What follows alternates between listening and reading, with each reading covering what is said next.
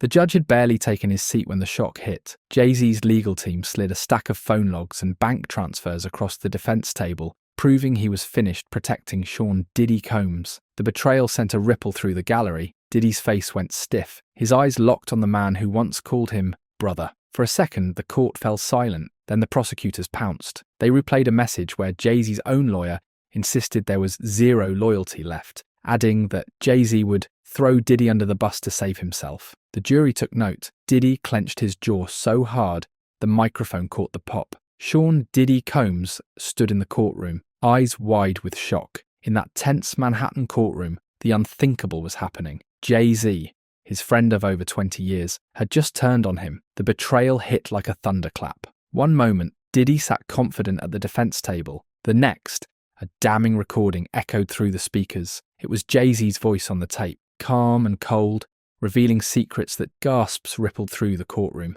Diddy's jaw tightened as he listened. On the audio, Jay-Z spoke methodically, outlining how Diddy ran things behind the scenes. "I won't go down for you, not this time," Jay-Z said flatly on the recording, his words chilling. Each sentence was a knife in Diddy's back, exposing the mogul's alleged misdeeds to everyone present. Diddy's face flushed with anger and fear. He clenched his fists under the table, struggling not to explode at the ultimate betrayal unfolding before his eyes. For a split second, Diddy locked eyes with Jay-Z across the courtroom. Jay-Z's gaze was icy and unflinching. He looked like a man protecting his own empire, nothing more. Diddy's throat went dry. This was the same Jay-Z who used to toast champagne with him at glittering parties, now testifying to save himself. The courtroom's fluorescent lights glinted off Diddy's diamond wristwatch as he trembled ever so slightly. He realised that Jay-Z had delivered a fatal blow to his defence. The evidence was out in the open now, and there was no taking it back. It hadn't always been this way. Once, the two music moguls were like brothers in the industry. They smiled for cameras and collaborated at award shows, but behind the scenes,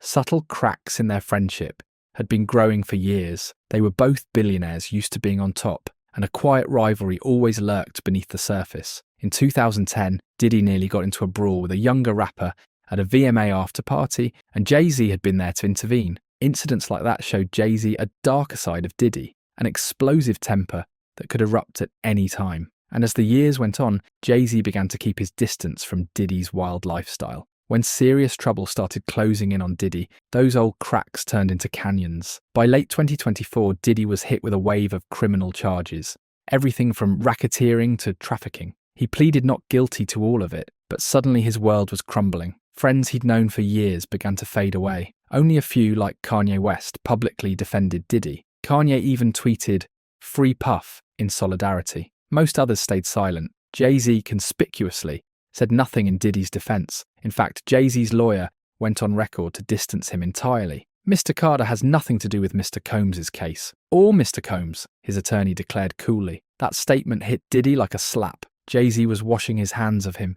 Even before the trial began, Diddy should have seen the betrayal coming. Jay-Z had always been calculated and self-preserving. He had a reputation for ruthless moves in business and friendship alike. One former partner, Damon Dash, famously described Jay-Z as ruthless, comparing him to a cold-hearted comic book villain. Diddy knew this history, yet he never imagined that cold strategy would be used against him. As Diddy's legal troubles mounted, Jay-Z's distance grew. Gone were the days of brotherly friendship. In private, Diddy was furious at the lack of support. He remembered how they once stood shoulder to shoulder as kings of New York's hip-hop scene. Now Jay-Z was treating him like an outcast. There were hints of what was coming if Diddy had paid attention. Whispers swirled that Jay-Z was quietly cooperating with investigators to save his own skin. In the weeks before the courtroom showdown, an alleged prison phone call leaked online and sent the internet into a frenzy. The rumour was that Diddy had phoned Jay-Z from jail, desperate for help, and the call was recorded. On that crackling call, Diddy's voice was low and threatening, while Jay-Z remained icily calm. Diddy supposedly warned, "If I go down, I'm taking everyone with me." Jay-Z didn't take the bait. He barely responded, refusing to get himself in trouble. Some even say that Beyoncé's name came up, that she had quietly spoken to the feds, which left Diddy furious. Whether that part was true or not, one thing was clear. Jay-Z was not standing with Diddy. He was prepared to sacrifice their friendship to keep his own hands clean. All of that led to this explosive moment in court. Just days into the trial, prosecutors sprang their trap. They played the secret recording, letting Jay-Z's own words hang in the air like smoke. Real facts backed up the drama. Witness after witness had already come forward with ugly stories about Diddy. One former protege, Dawn Richard, even testified that R&B star Usher saw Diddy punch his girlfriend Cassie in the stomach. A glimpse of the violence Diddy tried to hide. The court had heard about hidden pill stashes, threats against ex-lovers, everything. But nothing hit as hard as Jay-Z's betrayal. Diddy sat frozen, his mind racing. This was Jay-Z's voice exposing him, confirming details only an inner circle friend would know.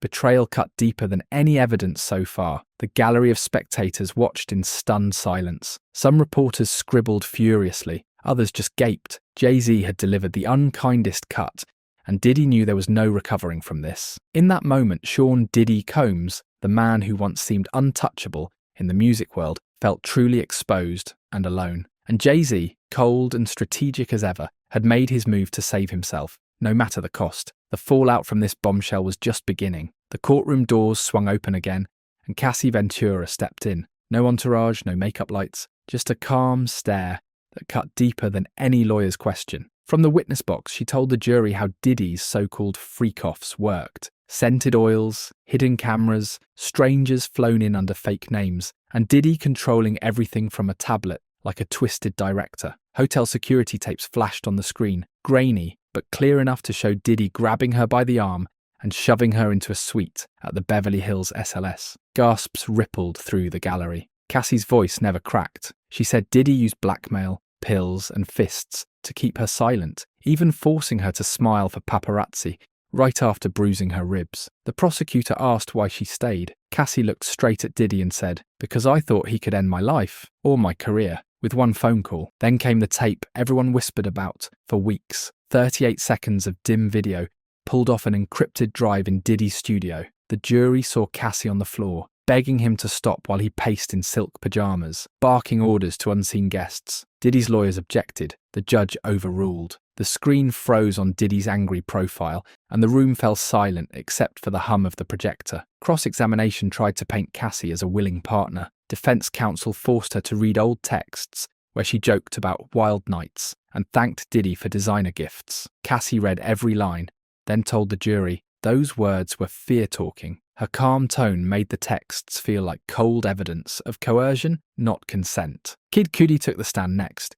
He wore a plain grey suit, nothing like his stage outfits. He testified that Diddy once stormed into his LA home, furious about a cancelled music collab, and swore, "Your ride's gonna blow." Weeks later, Cudi's Porsche exploded in his driveway. He looked at the jury and said, "I thought I was going to die that night." Photographs of the charred frame appeared on the monitors. A hush swept the room. Richard followed, her voice tight with anger. She recalled a Miami restaurant in 2015. Usher, Neo, and music execs, all present when Diddy punched Cassie in the stomach for talking too much. The jury flinched as Richard described blood on Cassie's white dress, and Diddy calmly finishing his wine before security hustled them out a side door. With every witness, Diddy's empire looked smaller. Brand reps in the back row whispered into phones. One prosecutor stacked printed civil complaints, 70 and counting, on the evidence table, calling them just a preview of the racketeering case. The judge let the stack sit there, a silent mountain of trouble. By the end of the day,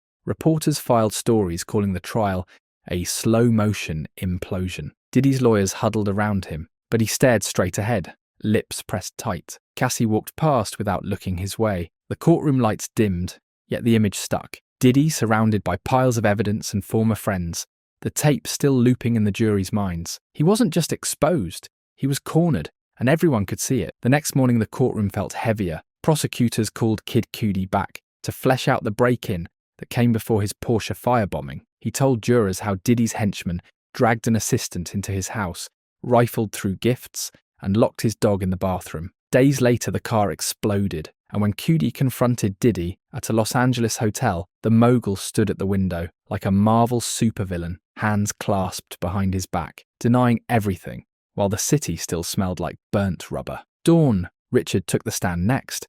She remembered a 2009 studio night when Diddy beat Cassie, swung a skillet, then warned Dawn she could go missing if she ever spoke. On the witness box she didn't flinch, listing every bruise she saw, punches, chokes, drags, slaps. The jury leaned in. Diddy looked away. Kerry Morgan followed, describing a 2018 rage that ended with Diddy hurling a metal hanger at her head and squeezing her throat until she vomited. Finger marks lingered on her neck for days. She told the court she signed a $30,000 hush agreement out of fear, not greed, and then lost her oldest friend, Cassie, for refusing to stay silent. 2 former assistants cemented the pattern. One testified he spent nights wiping baby oil off hotel walls after freak-offs, tossing empty liquor bottles and hiding drugs before dawn housekeeping arrived. Another said Diddy once rode through LA with 3 handguns on his lap, hunting for rivals, and ordered rooms stocked with Viagra and condoms like it was room service. Even the hotels turned against him.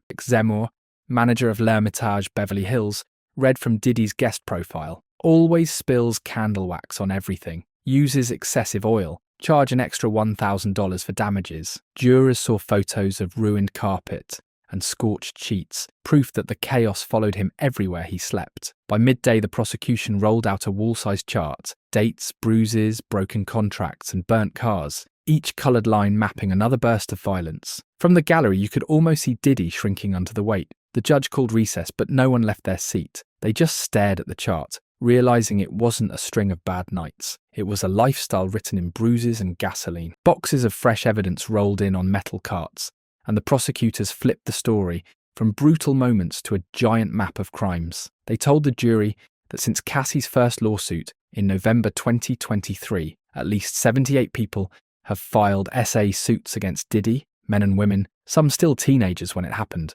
and more complaints are coming every week. Then they held up the federal indictment. It charges Diddy with running a racketeering ring that trafficked people for nearly 2 decades, moving victims on private jets, forcing them into freak-off parties, even kidnapping anyone who tried to escape. The paper listed trafficking, forced labour, kidnapping, arson, bribery, and obstruction of justice, all under one case number. If he's found guilty, he could die in prison. A Homeland Security agent took the stand and described the March 2024 raids. Rifles pointed, flashbangs, and the sight of diamond chains glinting on the living room floor. Agents found 3 pistols, a stash of pills, 15 phones, hard drives labelled private, and shopping bags filled with condoms and blue tablets. The agent called it party hardware for trafficking. On a giant screen, prosecutors drew red lines from those hard drives to flight logs, hotel bills, and shell companies in Delaware. Every arrow ended with the same name, Sean Combs. One prosecutor summed it up for the jury. This wasn't a wild night here or there, it was a business model. Diddy stared at the floor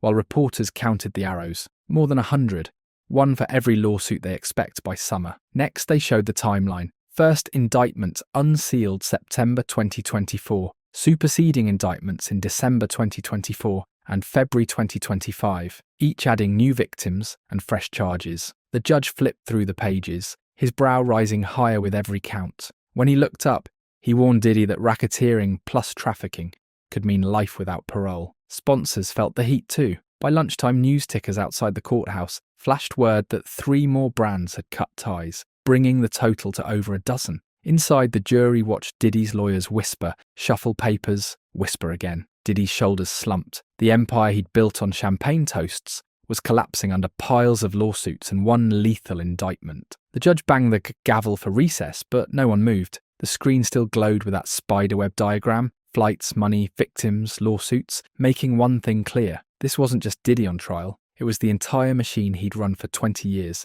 And every new line on the chart tightened the net around him. The hits kept coming, not from witnesses this time, but from Wall Street and Madison Avenue. First up was Peloton. The fitness giant flashed a one-line press release across every newsfeed at dawn. All Diddy songs paused, effective immediately. Instructors wiped his tracks, and the Bad Boy Artist series vanished from the app overnight. By lunchtime, Macy's followed. The store that once filled whole floors with Sean John suits announced the line was phasing out for good. Reporters found a leaked memo calling Diddy an equal opportunity predator, the harshest words ever used in a corporate exit note. The backlash spread like spilled ink. Streaming numbers told the story in hard math. Diddy's catalogue dropped more than 50% in a single quarter. Millions of plays gone. Millions of dollars evaporated. Then came the bombshell no one expected. Diddy quietly sold every share of Revolt, the media empire he bragged about for years. One source said he needed quick cash for legal bills. Another claimed buyers demanded he have a zero influence before signing. Either way, the mogul who founded the network walked away with nothing but rumors of an anonymous check. Outside the courthouse, digital billboards once booked for Ciroc ads now pushed rival vodkas. Diageo had settled its war with Diddy months earlier, but insiders whispered the spirits company was still feeding investigators spreadsheets on questionable payments. Stock analysts slashed Diddy's net worth estimate by hundreds of millions overnight. Even the music world pulled back. Festival planners scrubbed his name. Radio hosts cut his drops, and producers who owed him favours stopped answering calls. One veteran A&R summed it up to Variety. He's radioactive. Touch him and sponsors fry your budget. No one argued. Jay-Z, ever calculating, erased their last joint photo from his website and let the internet see the blank space. Social media noticed. Hashtags like #Solo Sean trended for hours, twisting the knife. By sunset, the courtroom felt like a bunker. Diddy scrolled through news alerts on a borrowed tablet. Brand after brand, friend after friend, each headline another door slamming shut. He used to measure success in diamonds and champagne. Now the only thing piling up was bad press and unpaid invoices. The metal cart held 4 black hard drives, each tagged Evidence B. When the tech plugged them in, a wall-sized monitor flickered to life. A Homeland Security agent stepped forward and said, "We found 9 terabytes of data in Diddy's mansions and studios. Texts, bank logs, flight lists, everything." The jury leaned closer. He clicked play. On screen, a map of the US lit up with red dots. Each dot matched a private jet flight, a hotel bill, and a guest list loaded with fake names. Every arrow ended at one man, Sean Combs. The agent called it a trafficking lattice. Diddy gripped the arms of his chair. Next came the phone dumps. Dozens of encrypted chats scrolled by. Diddy typed, "Set up a FO in Miami, full menu." His aide replied with flight numbers and 2 initials that matched underage accusers on the witness list. The courtroom fell silent except for the hum of the projector. Prosecutors zoomed in on wire transfers, $50,000 to a shell company, then $10,000 split into cash apps the same night a victim said she tried to flee. "This is hush money," the agent told jurors. Diddy's lawyer objected. The judge overruled without blinking. When the lights came up, the judge fixed his gaze on Diddy. He read from the indictment: racketeering, trafficking, kidnapping, each count carrying decades. "If the jury believes this record," he warned, "you could spend the rest of your life in a federal cell." Diddy's face drained of colour. Jurors whispered to each other. One shook her head. Another scribbled, "All connected," on a pad. From the gallery, reporters tapped headlines into phones. "Digital evidence slams door on Diddy defense." Jay-Z watched from the back row, arms folded, already half a world away from the man he'd just buried. The agent gave one last statement. "Every file leads back to Mr. Combs. The chain is complete." The monitor went dark, but the image of that glowing map, arrows all pointing to Diddy, stayed burned in the jury's eye. The gavel fell one last time before the long weekend. Court was adjourned until Tuesday, but no one cheered. Diddy sat alone at the defense table, staring at the empty witness stand as marshals cleared the room. Reporters whispered that he looked smaller than ever, like a man watching his own legend flicker out. Outside, grey clouds rolled over Manhattan. The press pack chased Jay-Z's team, but they slipped into black SUVs without a word. Diddy's car never came. Marshals led him to a side door, wrists stiff in front, head down to dodge flashbulbs. The roar of cameras followed him into the rain. Back in chambers, the judge signed a new order. If the jury finds Diddy guilty on even half the counts, racketeering, trafficking, kidnapping, he could spend the rest of his life in federal prison. The clerk typed the words, "Life without parole," into the docket. Across town, ticker screens blinked the headline in red. Brands kept fleeing. A fitness giant wiped his music. A department store dumped his clothing line, and ad agencies flagged his name as reputational hazard. Diddy's lawyers begged for quiet, but every hour another sponsor cut him loose. His empire of vodka, fashion, and beats was turning into dust before the verdict even landed. Night fell. The courthouse steps emptied, leaving only yellow tape and wet footprints. Somewhere deep inside the holding wing, Diddy paced a narrow cell, the echo of Jay-Z's betrayal still ringing in his ears. He once ruled the charts and the clubs, now he ruled nothing. Not even the lights that flicked off at midnight. And as those lights clicked out, a single thought hung in the dark. The trial would start again in 4 days. But for Sean Diddy Combs, the real sentence had already begun.